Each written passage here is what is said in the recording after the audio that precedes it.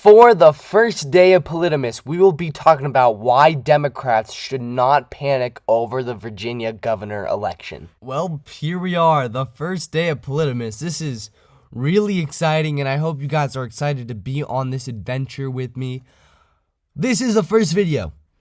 Democrats, do not panic over Virginia. Now, here is why I say this. So to give you some background in case you haven't been keeping up with politics recently, there was a Virginia governor election, and Glenn Youngkin won. And in case you didn't know, in 2020, for the 2020 presidential election, Joe Biden won this state by 10 points. He won it by 10 points. So it went from Joe Biden winning by 10 points to Glenn Youngkin winning by 2 points. A Republican, by the way. And also, Democrats are concerned about New Jersey. Now look at New Jersey.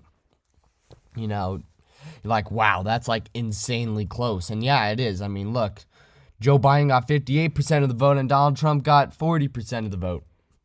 That's a huge difference, going from 58 to 51% in an election, just like that.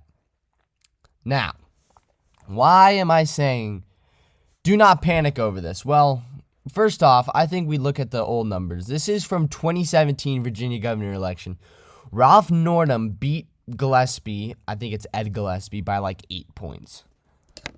And he won a pretty good amount. And then from 2017 to 2020, it went to 10 points Democrats, sorry. And then, where is Virginia here? Boom. Glenn Youngkin wins by 2 points. That's what we are currently looking at right there. And you can just look at the difference in votes. Joe Biden, 2.3 million. Donald Trump, 1.9 million. 1.6 million, Glenn Youngkin. 1.6 million, Terry McAuliffe.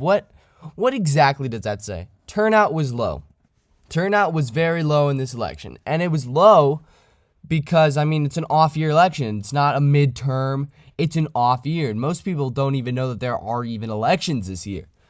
So you could see 3.3 million votes in total. So the ABC numbers were completely wrong. Joe Biden won by 10 points. My bad. But anyways, if you go to the full details of this race, you could see there were a lot more votes. You can just, let me do the math right now. I'm pulling out my phone. So there were 4.4 million votes in the presidential election and 3.3 million. That is a difference of 1.1 million votes. So turnout was low. We know that. What do you also know, and I'm going to use an Instagram page that is very helpful, United States Elections. I'd go check them out if you have Instagram. Very helpful. They give you like all these polls and election results. Very, very great Instagram page. And I want to show you this. So Democrats should be optimistic that their agenda is popular.